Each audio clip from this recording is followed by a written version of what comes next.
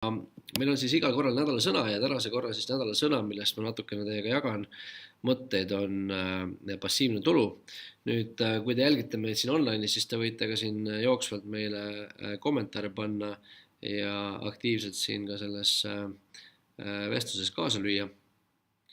Aga tänane sõna on siis passiivne tulu ja see tähendab siis seda, et see on siis selline tulu, mida toodavad sinu varad, nõudes sinult minimaalset ajalist panust.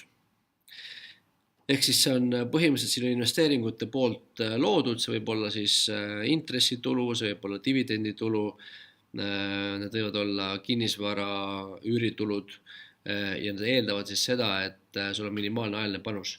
Nagu te siin märkate, siis see ei ütle seda, et passiivne tulu tähendab seda, et sa ei pea nagu mitte midagi selle jaoks rohkem tegema või täielikult ära unustada, vaid see pigem eeldab minimaalset panust. Versus siis aktiivne tulu, mis eeldab nii-öelda maksimaalset ajalist panust, kus sulle tegelikult tekib tulu läbi sinu enda aja, läbi sinu enda töö ja seal on väga raske iseennast nii-öelda mängust välja jätta, sest kui sa ise astud kõrvale, siis ka sinu sissetulek lõpeb ära. Nii et see eesmärk, mis paljudel loodetavasti ka on siis see, et raha enda eest selliselt tööle panna, et ta nõuaks minimaalset panust ja peamised võimalused selleks on siis kas siis läbi intresside, läbi dividendide, läbi üüritulu või siis läbi ettevõtlustulu ja see on siis nii-öelda selle nädala sõna, millest me siin räägime.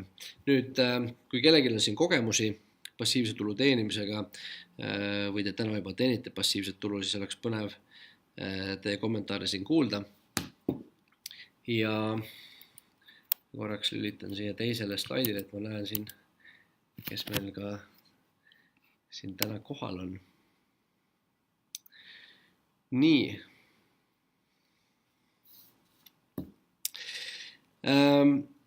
Nüüd üks asi veel, mis tegelikult seotud selle passiivse ja aktiivse tuluga on siis meie sissetulekud ja teatavasti sissetulekute puhul mõjutavad meid väga oluliselt ka maksud.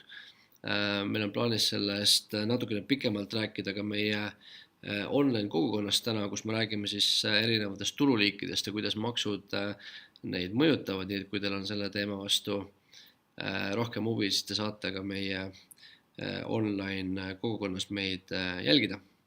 Ja siin te saate ka siis iganädalaselt postitada meile ka küsimusi ja me saame nendel teemadel siin koos arutada. Ja eesmärk on siis see, et võib-olla sellised lühikesed õppetunnid teile tuua, mis võib-olla tuletavad olulist meelde ja aitavad teil siis igapäevaselt nendele rahateemadele ka mõelda.